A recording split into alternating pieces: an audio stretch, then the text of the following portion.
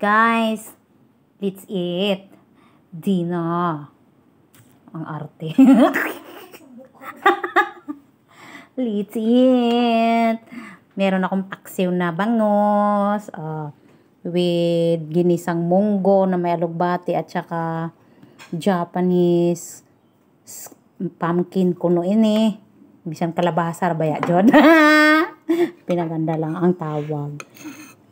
Alam niyo yun? Alam yung tutyal-tutyal man pamintan-mintan. Ay ano, balal. Lamia kayo guys. Tamis ang kalabasa be. As in matamis siya. Yung Japanese pumpkin. Matamis siya. Tsaka nilagyan ko lang to ng Knorr cubes Ganito yung ginagawa ko sa Pinas. Pinagayan sa kanin. Lagyan lang ng Knorr cubes, ayos na. Pero yung aking paksiw na bangos, may talong tsaka palaya. Kaya dapat dito yan sa gulay, so dito ko na lang siya nilagay. 'Di ba? Para iba naman yung style. Okay lang naman mag-meet up din sila sa tiyan. 'Di ba? Pero mas satisfied ka sa lasa pag nasa paksiw.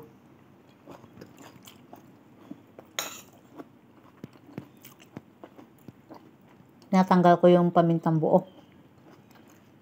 Kay maanghang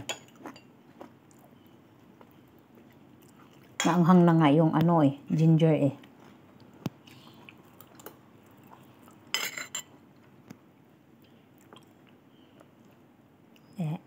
Malami ang kain pag meron tayong sabaw.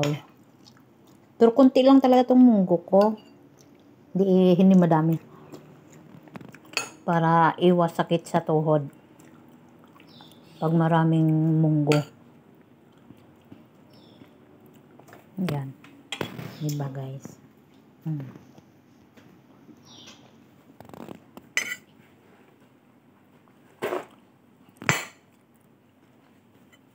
Pero yung kanin ko medyo madami-dami ata nakuha ko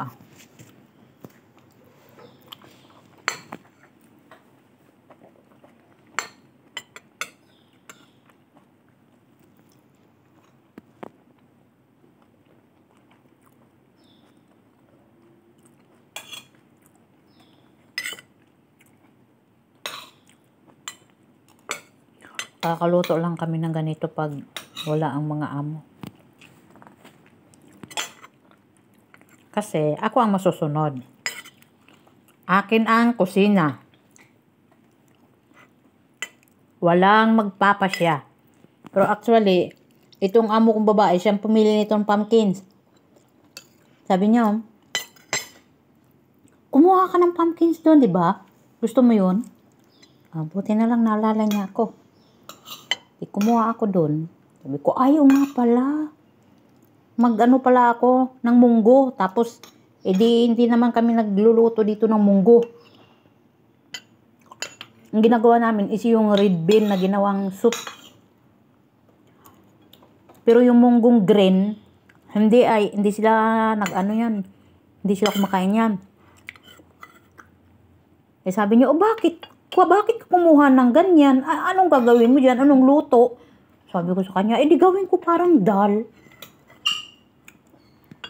Tsaka yung pumpkin, di ba? Binigyan mo ako ng pumpkin.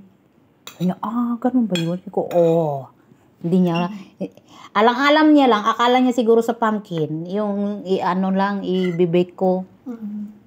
Hindi niya alam na ginugulay ko to. Di ba guys?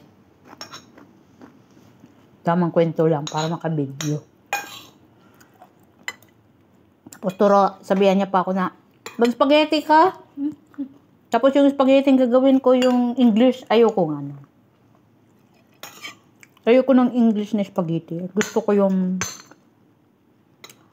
Spanish, ano tawag doon? Yung Italian style. Yung English kasi may ano yon, may gulay.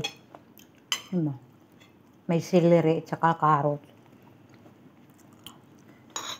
Ayan na guys, tama na yan. Tamang kwento lang para maka 5 minutes, di ba? Bye! Ubusin ko muna tong aking dinner. Thank you!